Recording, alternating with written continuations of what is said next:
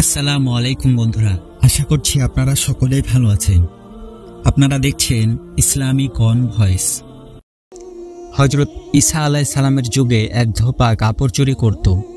অতঃপর একদিন নবী হযরত ঈসা আলাইহিস সালাম এক গ্রামে গেলেন। গ্রামের লোকেরা ওনার কাছে অভিযোগ করল, হে আল্লাহর নবী, এই গ্রামে এমন এক ধোপা আছে যে কাপড় চুরি করে ও বদলে ফেলে। তার আচরণে আমরা সবাই অতিষ্ঠ। সে আমাদের খুব কষ্ট দিচ্ছে। এখন সে কাপড় ধুতো করতে গেছে। আপনি তার জন্য বদদোয়া করুন যেন সে ওখানে ধ্বংস হয়ে যায়। হযরত ঈসা আলাইহিস সালাম লোকদের আবেদন গ্রহণ করলেন এবং আল্লাহর কাছে ফরিয়াদ করলেন, হে আল্লাহ, ওই জালিমকে হেদায়েত দান করুন এবং তার জন্য যা উত্তম বিচার হয় তা করিও। এদিকে সন্ধ্যায় ধোপা সহিহ সালামতে ঘরে ফিরে আসলো। লোকেরা হযরত ঈসা আলাইহিস সালামের নিকট গিয়ে বলল, হযরত ঈসা আলাইহিস সালাম, আপনি কেমন বদদোয়া করলেন যে সে তো সহিহ সালামতে ঘরে ফিরে আসলো।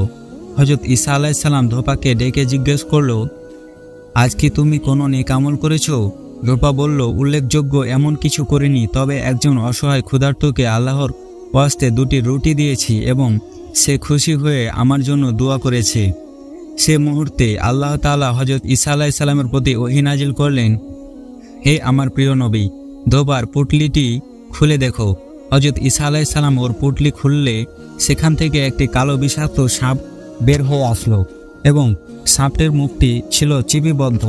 হযরত ঈসা আলাইহিস সালাম সাপকে লক্ষ্য করে বললেন, হে ক্ষতিকর প্রাণী, আল্লাহ তাআলা তোমাকে এ ধোপাকে ধ্বংসন করার জন্য প্রেরণ করেছিল, তুমি ওকে কেন রেহাই দিলে?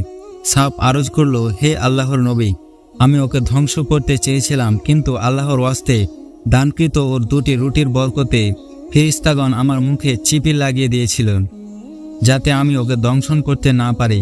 হযরত ঈসা আলাইহিস সালাম ধোপাকে বললেন, হে আল্লাহর বান্দা, আল্লাহ তাআলা তোমার বিগত জীবনের সব গুনাহ মাফ করে দিয়েছেন।